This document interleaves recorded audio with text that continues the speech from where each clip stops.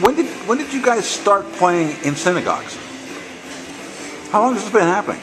We've been playing in synagogues for quite a while. I mean, the truth is, we've played in synagogues ever since we've been a band, but lately we've gotten more aligned with having a regular program, which Joe did a lot to set up. In fact, Joe, you might want to tell us a little bit about it.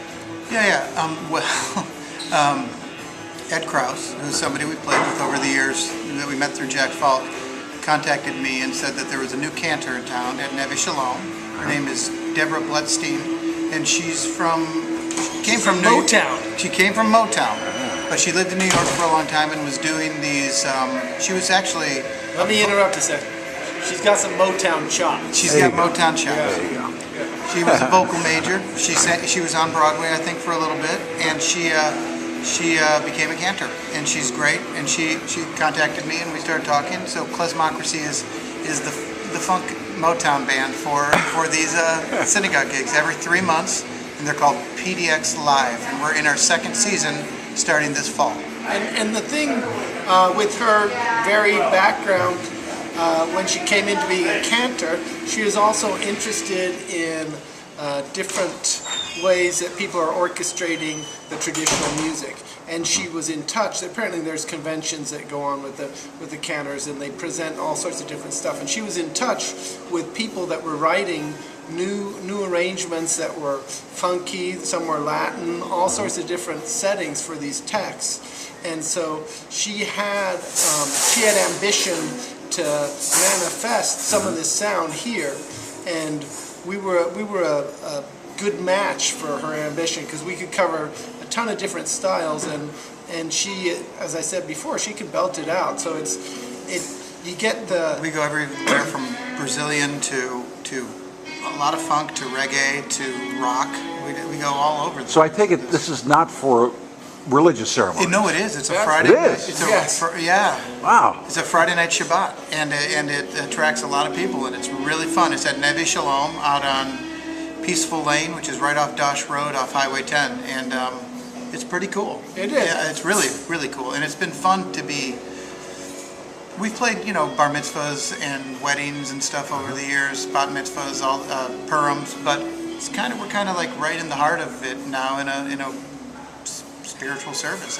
So you take traditional liturgical music and yes, do what? And we arrange it and put different styles and feels on it. And actually, at our CD release, for any of you who were there, she was a guest appearance at the end of it. We did like 3 tunes that we did. That's right. We did a gospel tune, like a soul tune, gospel tune. Yeah, so interpretation. And it's kind of been nice for us too, because it's given us a way to expand our repertoire and explore these different sounds. And whereas in general we haven't worked too much with the singer, it's always a lot of fun to work with the singer and sort of present the music in a different light, and that's been an exploration. Also, sort of opened us up more to the idea of working with singers too. Yeah, we're percolating an idea to have that happen with the band at some other point. We can't announce it yet, but we're percolating. Yes.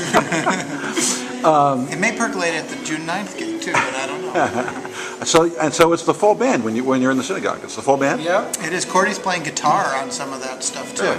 I mostly play guitar on that gig, and then we have we always have a guest of Ed Krause, who is on the staff at the synagogue and is also a fine musician who knows this music really well and plays a bunch of interesting instruments. One, for example, is this Turkish instrument called the teragata, which is kind of like a wooden soprano sax. And so very interesting timbre. Yeah. He gets all these different tones in there, and he knows the material really well, and he can add all sorts of embellished harmonies and melodies to the singing and stuff. It's good. He's arranged a couple tunes, or brought some arrangements that have been further gone through the axe grinder of Klezmocracy once they come into rehearsals. But he had some cool ideas. We did like a Balkan beatbox-esque version of Shalom Aleichem. And that's one of our favorites now. It's a very upbeat dance number that sounds like you're in a club. And will we hear any of this kind of thing on the 9th? Are we going to be doing only if we have a vocal guest come and sit in, which is not a guarantee. But the 9th is going to be a fun thing now that you brought that up, Tom. That's going to be a triple bill with Three Leg Torso, and I'll be playing with Three Leg that night also. Really? And, and what will you be playing? Trap set also. And then Krebsik Orchestra? Orchestar. Orchestar. Yeah. And so that's going to be a fun night. June 9th at Dante's, 9 p.m. till midnight-ish. Yeah. Have you guys been on the bill with Alex Krebs or Three Leg has done one show with the Krebsich before, and it was a ton of fun. It was a while ago. I'm looking forward to doing it again. I know that the band was great then. I know they've grown a lot, and size and repertoire, and I know that they get a lot of support in, I think, the Eastern European community.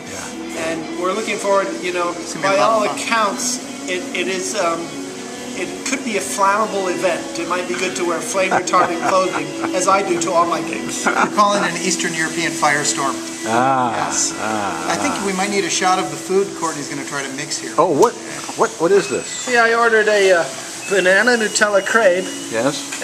And I asked for a fried egg, which I was going to have put in the middle. But at the last moment, Joe suggested that it's good sometimes to put a barrier between the Nutella and the egg, and I agree. Good thinking, Joe. Leave it at that, Joe.